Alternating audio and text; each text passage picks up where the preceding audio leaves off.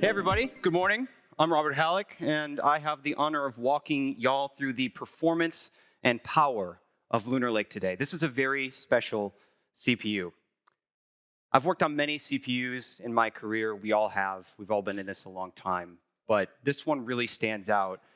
And it stands out because there was so much that's new in this part. So much data to generate, so many ways to analyze it. But we've worked really hard to give you the most complete picture possible. So I want to start by level setting on what you're going to see. First, all the data you're seeing today is collected from customer systems, not reference platforms, not science projects on a test bench, real laptops that are imminently arriving in the market. We're using the software stack that is a little shy of what you'll get on your review systems or the public will get on their systems.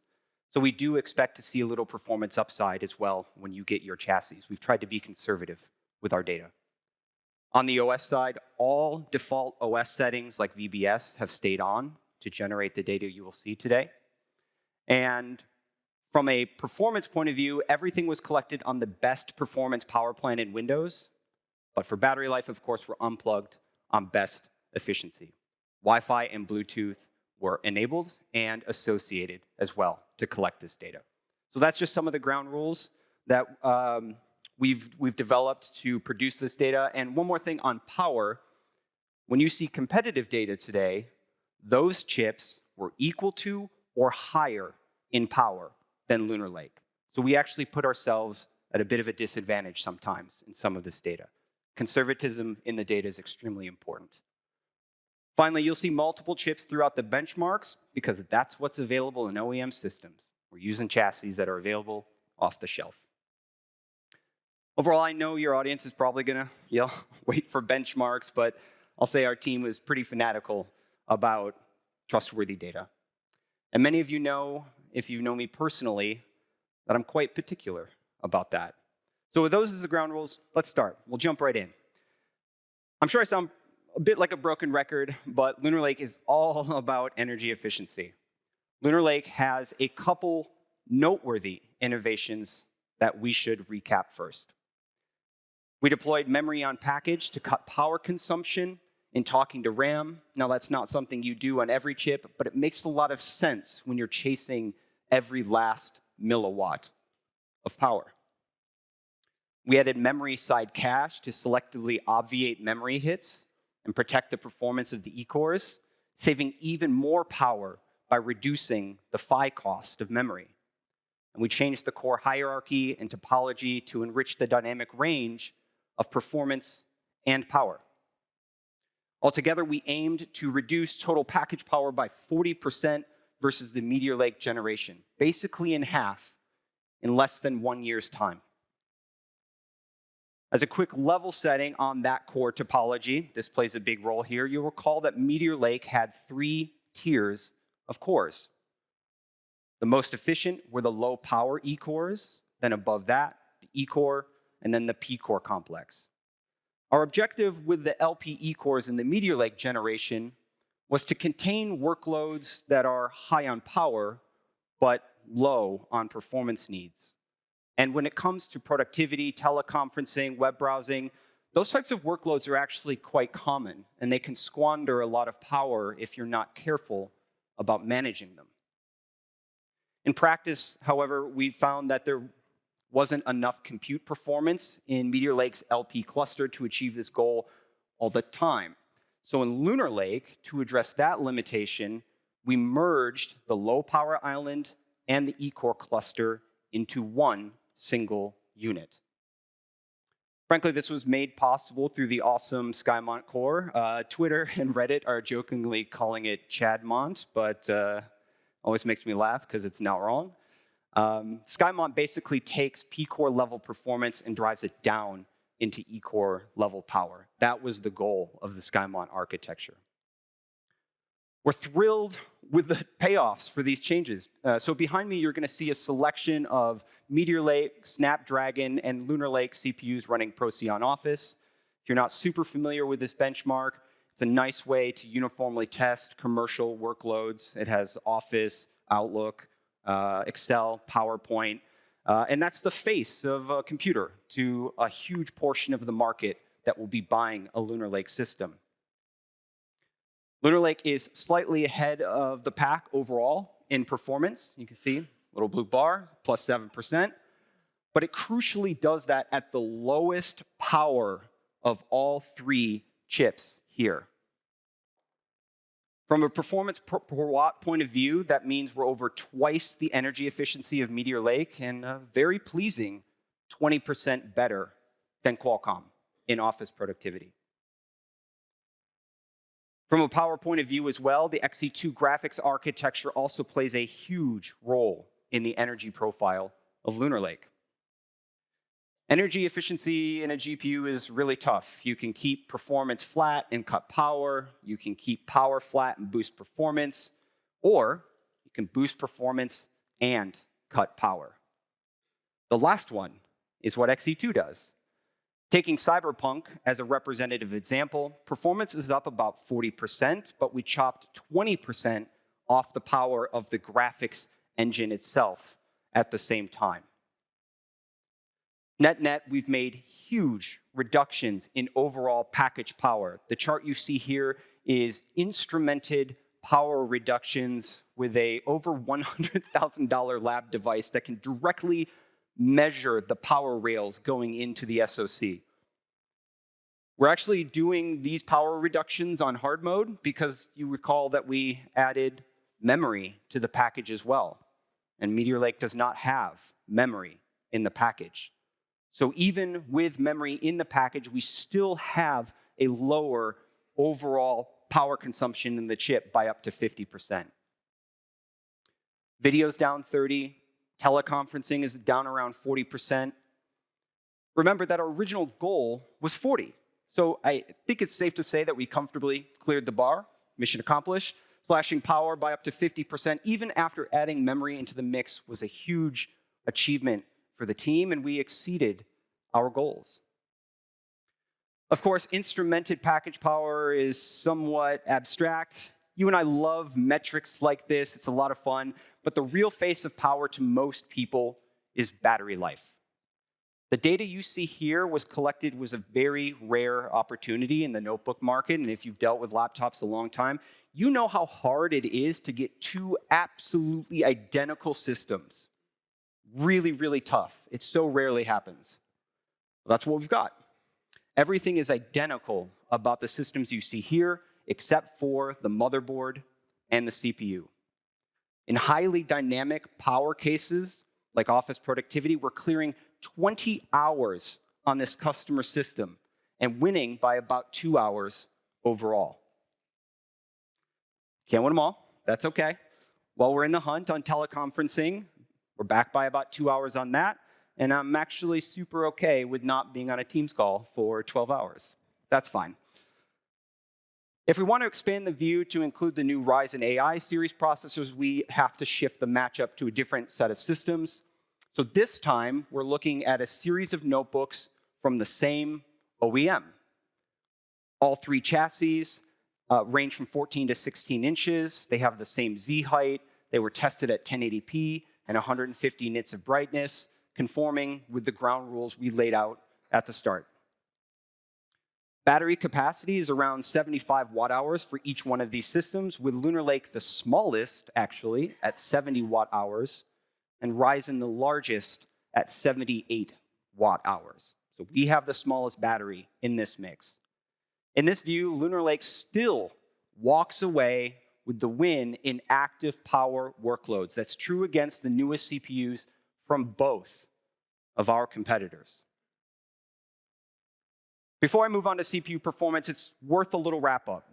I just showed you that we slashed our generational package power by 50%, and we're beating Snapdragon in performance per watt by about 20%.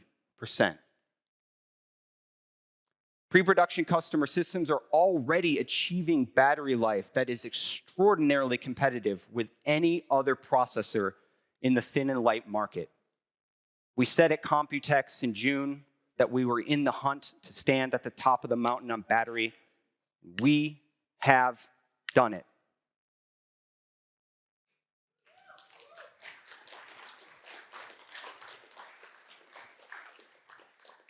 More broadly, I personally believe that these numbers confirm that it's not the instruction set that dictates final energy consumption.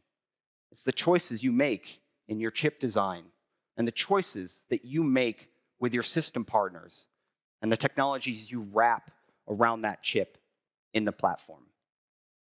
So, in the spirit of great technologies, let's take a look at CPU core performance. This is near and dear to my heart. You know already that we have two microarchitectures in Lunar Lake. On the E-core side with SkyMont, we've got wider dispatch ports, better branch prediction, better throughput for AI. But the overarching goal was to increase the coverage that the E-core could handle in terms of workloads and power. If we eliminated the low power island, we needed a comprehensive solution to core scalability, and these SkyMont changes deeply improve the range of workloads that the E-core complex can handle. On the P-core side, we split vector or floating point and integer into separate engines for better modularity now and in the future. We decoupled our design methodology from a specific process node for future flexibility as well, and we made scheduling wider to fill the pipe. Most controversially, we also removed SMT, or hyperthreading, from the design. And we're not always going to make this same decision, but it makes a ton of sense when you're fanatical about power like we were in Lunar Lake. The choice has three clear benefits for the core transistors in Lunar. We get 15% more performance out of the P-core at the same power, 10% more performance from every square millimeter of die area you spend, and an aggregate 30% performance, power, and area when you accumulate all of those vectors into an overall figure. This was a hugely beneficial change in three different ways to remove SMT from the P-core design on this product. In other words, we got a lot more performance out of CPU core that is both smaller and lower power than it would have been with SMT still in the mix. That was the goal. The cores are also wrapped in an all-new SoC fabric, and it is stunningly fast for a mobile CPU. Within the E-core complex, it's about 23 nanoseconds core to core. This is using the GitHub project that many of you are familiar with, so start thinking about those numbers. P-core is about 26 nanoseconds, which makes sense as the cores and caches are a little bigger, but cross-complex communication is really nice at 55 nanoseconds. Ryzen and Snapdragon, by comparison, are somewhere in the range of 150 to 180 nanoseconds, 3 or 4 times slower at communicating across complexes. This is an extremely fast fabric, really nice setup. Memory latency is also best in class, best in this segment. Competing CPUs also paired with LPDDR5X are much higher, also in the range of about 150 nanoseconds. Our memory latency is 40% lower than the previous generation and a full 30% lower than AMD's new Strix Point. Many know that latency is a huge component of core IPC and gaming performance, and some of us have personally spent quite a lot of time debating memory latency over the years. So I hope you will share my joy in these numbers. This is an extraordinarily fast chip. Finally, Thread Director ties everything together with a bottom-up approach that starts with E-cores first and then evicts upwards to the P-cores if the performance or thread count needs it. I should also point out that games just go to P-cores because they send the hints that make that happen. That's just how games work. Thread Director is an essential piece of making sure demanding workloads go to the P-cores and the light workloads hit the E-cores. That's the point of the Intel hybrid architecture. But the real point of these changes was ensuring Lunar Lake hits systems with the fastest single-thread performance in the thin and light PC segment against both Qualcomm and AMD, we hit our goal. I think it is fair to say that Cinebench, Geekbench, Spec are the three most common ways to test single-thread performance of a core, and we take the gold medal in all of them. On the multi-threading side, I realized we also said another thing that was pretty drastic at Computex. We told you that 8 threads of Lunar Lake could outperform 22 threads of Meteor Lake. Comment sections were filled with well-deserved skepticism about this possibility, but now we have the data to take a look. Lunar Lake will hit the market ranging from 9 watt to 33 watt. So for those of you who ask me what's the TDP, 9 watt to 33, that's the full and complete range. In the super thin or fanless segments, around 9 watt, we had the U series in the Meteor Lake generation. Because of power constraints, U series was a maximum of 14 threads in this space. With just 8 threads, however, Lunar Lake is achieving 22% higher multi-threaded performance, which equates to slightly more than twice the performance from every thread. But as you know, Meteor also had a 22-thread part, the very famous H series, and that picked up at 17 watt and went up from there. At this package power, we are getting 3 times the performance out of every thread in Lunar Lake. In fact, we're still ahead on overall performance versus Meteor Lake as well. Finally, as you head towards 23 watt, sustained multi-thread finally breaks in Meteor Lake's favor, and Lunar's about 5% back. And 20 watt is the exact crossover point where 8 threads of Lunar Lake and 22 threads of Meteor Lake are equal. All of this is to say that Lunar is getting 2 to 3 times the performance of Meteor Lake out of every single thread. This is the cumulative benefit of IPC, frequency, latency, and all the system or SoC decisions that you can make when the PPA is as good as it is in Lunar. When we zoom out to take an industry-level view of sustained multi-threaded performance, we feel really good about Lunar Lake's position. It is an outstanding performer in the range of 9 to 20 watts, which, as a piece of trivia, was the original goal of the program. But even up to 33 watts, we're holding strong on sustained multi-threaded compute. Most fascinatingly, I would draw your attention to the purple dot on the far right. We honestly could not believe this number. We spent many weeks in many labs retesting this, but every retest showed the same numbers. So here's the bottom line. With Lunar Lake, we are delivering comparable performance to the Snapdragon X Elite at 40% lower power with 4 fewer cores. All right, a lot of synthetic benchmarks, so now it's time to take a look at what users will see in their own systems. In productivity, office work, transcoding, or web browsing, by far the dominant use cases on a platform. Not the most exciting, but these are the things that people do every day. Lunar Lake is awesome. It convincingly beats Snapdragon X Elite and stands its ground against AMD's new CPUs that often run at much, much higher sustained power. And so I talked about us putting our own part at a disadvantage and still coming out on top. And these benchmarks prove that. Overall, Lunar Lake carries the banner for CPU core performance in the PC space. Massive improvements in IPC, a new fabric, a new topology, and new power management technologies allow this chip to achieve remarkable performance from every core. And truly, the sum is greater than the parts. Now let's talk graphics.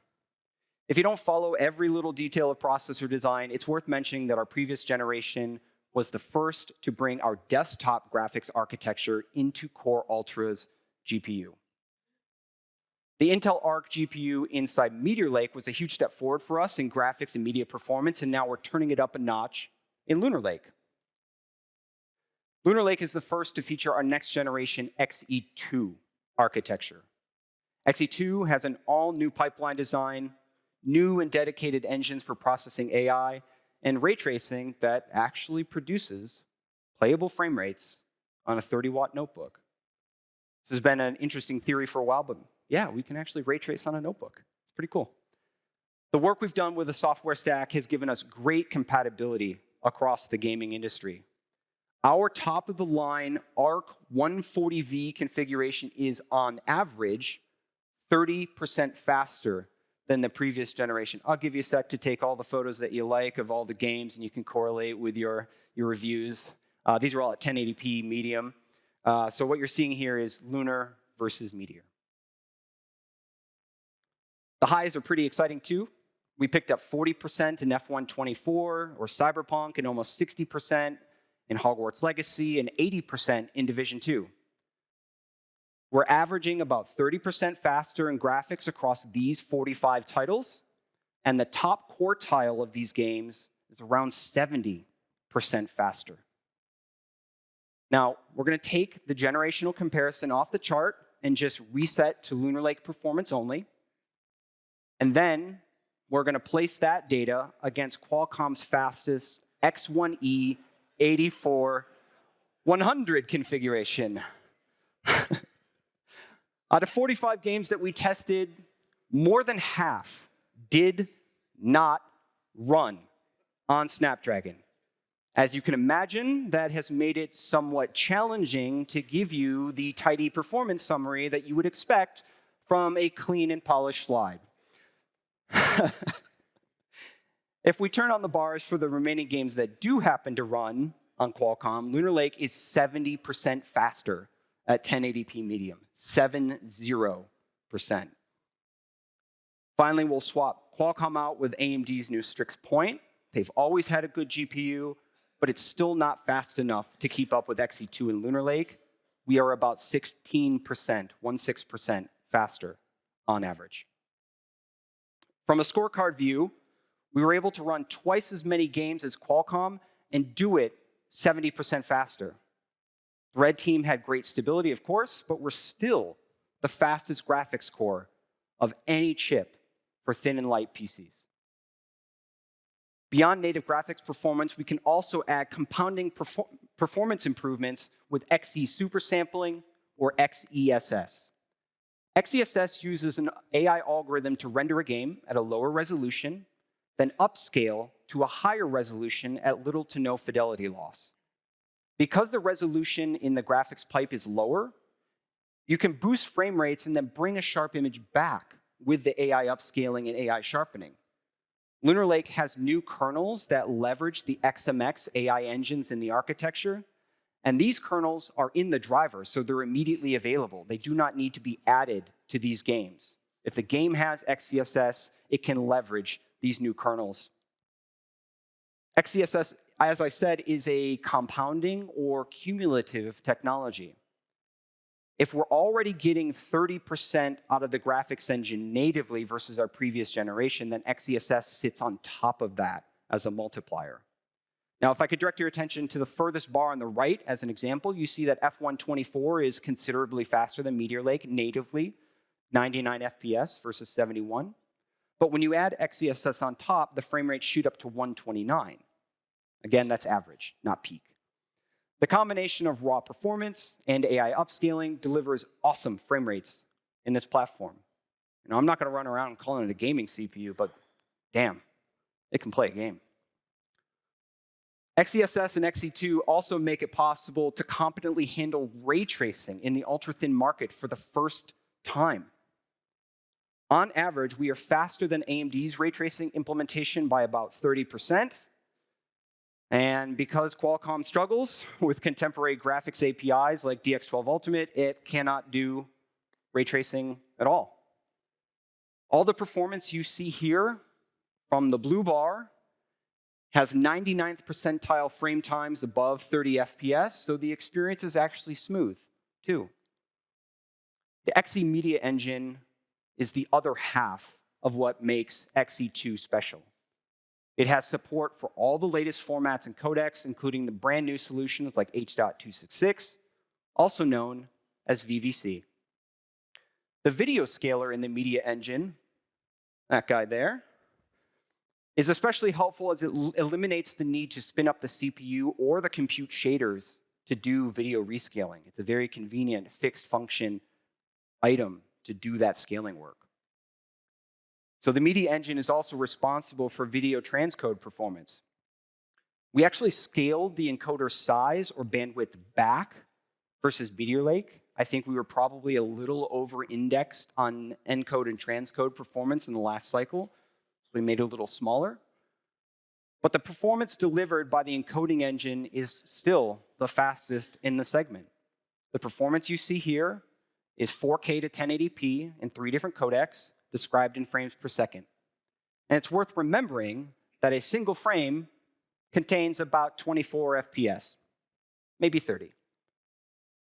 Overall, the new XC2-based graphics engine gives us a very healthy step forward in the experience for our users, including 30% faster gaming, ray tracing that is fully functional in an ultra-thin system, and the best encode performance of any processor for PCs. Last, but certainly not least, my day job. Let's talk about AI. Before looking at the numbers, it's important to understand that we are constantly talking to hundreds of software developers. We mutually share our long-range roadmaps with them, and the developers tell us what engines and what AI data types they plan to target if they're making AI software. This year or next, our partners tell us that they want to use CPU, GPU, and NPU in about equal proportion. It is extremely plain from our conversations that an NPU alone is not enough for the AI market. And this has heavily influenced our thinking on how we plan to enable the best performance and experience from an architecture and software point of view. Lunar Lake has the most AI TOPS of any PC processor on the market available today. It pulls 67 TOPS through the GPU, 48 through the NPU, and 5 through the CPU cores. Before I go any further, I would be remiss if I did not say that TOPS is actually something of a goofy metric. It's a calculated value. It only tells you how fast you could go. It's a theoretical peak. But it is the software that dictates how fast you will go. Software makes the TOPS real in the same way that a game engine or a graphics driver can make or break the teraflops promised in the spec sheet of a GPU. So let's start by taking a look at generative AI. We're going to dig into performance. Stable Diffusion has rapidly emerged as a straightforward evaluation of matrix math compute performance. It's a good sustained compute workload, peaks out all the MAC arrays. Plus it can generate the memes of your dreams, which I do all the time. And I consider that the most important use case of all. But Stable Diffusion 1.5 runs on both GPU and NPU thanks to plugins from Intel and Qualcomm in the GIMP image editor. For 20 iterations, kind of a common interval, pretty quick to run, we can rip through an image in about 5 seconds, and we do that faster than any other processor. Just for context, last generation, that was about 15 to 20 seconds, so huge speed up. For even higher quality images, FP16 data type on the GPU is the gold standard. There is a noticeable difference in performance and quality when you use FP16 versus int8 or hybrid data types, and we can generate an image in under 4 seconds on the GPU, whereas Qualcomm, again, cannot do it at all. UL Procyon AI has also seen strong adoption in AI benchmarking because it solidly evaluates multiple models, multiple data types. It's a very convenient way to test throughput of an AI device. And if we hit the NPU with this workload, Lunar Lake once again offers the highest performance in the one data type that Qualcomm seems capable of running. Whereas we stand entirely alone as the only NPU that can run the high-quality FP16 data type. We score 1,000 points, but I have nothing to compare it to, so sorry. For the first time, I'm also excited to show you UL Procyon image generation. It's designed to uniformly evaluate Stable Diffusion without using vendor-specific plugins or GitHub projects. It's It's a nice, consistent way. AMD and Intel are already off to the races on running this workload, but we are twice the performance of AMD, and once again, Qualcomm can't do it. Finally, if we look at Geekbench AI, Intel's investment in frameworks and engine is paying serious dividends. In every data type and on every engine, we are both faster than Qualcomm and AMD. But the real test of AI performance are the features being delivered to the market by software developers and shipping applications. And that's very different from the performance you might see in one of those synthetic benchmarks like Procyon. And again, I suppose this is not all that different from the belief that games are a more realistic test of graphics performance than something like 3D Mark. We all know that intuitively. We've all written articles to that effect. AI is no different. Here we see a selection of AI-powered features from major applications like Adobe Premiere, Adobe Photoshop, Lightroom, Topaz, or Blender. Everything you see here is baselined, that's the light blue bar in the middle, against the last generation Core Ultra 7 155H. You'll notice that all the blue bars are positive and all the Qualcomm bars are negative, which means that both Meteor Lake and Lunar Lake, in practice, in real applications, deliver better AI performance than Snapdragon when you leave the comfort of canned benchmarks, Python scripts, or technical demos. More importantly for us, the average uplift we're seeing in these AI workloads is about 60%. Many of these in the ISV industry actually draw on GPU performance, not NPU performance. NPU is actually the exception for AI ISVs. So XMX in the XE2 engine is vital to the performance here.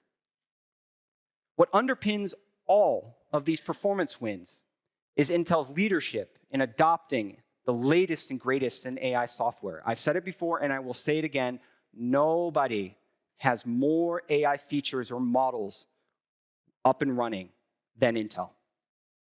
In this cycle, we've also validated some pretty cool new models for language like Phi 3, which is a personal favorite of mine. It's super accurate.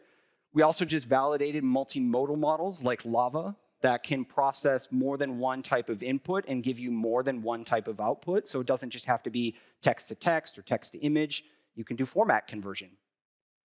All of these leverage our absolutely unmatched support for the widest number of frameworks, tools, and APIs in this industry. AI acceleration is rapidly becoming a core component of what it means to be a high performance and a high efficiency CPU. These accelerators will rapidly reach every segment and every form factor. And in 2 to 3 years' time, I believe that every piece of software you touch on a regular basis will have AI features. The trajectory will be extraordinarily similar to integrated graphics, which was once ridiculed for being unable to play a game. I remember the articles for the time. I probably wrote one of them. Why is this graphics chip here? It can't do anything. What's the point? It's not a GPU. But now, I admit that I was wrong.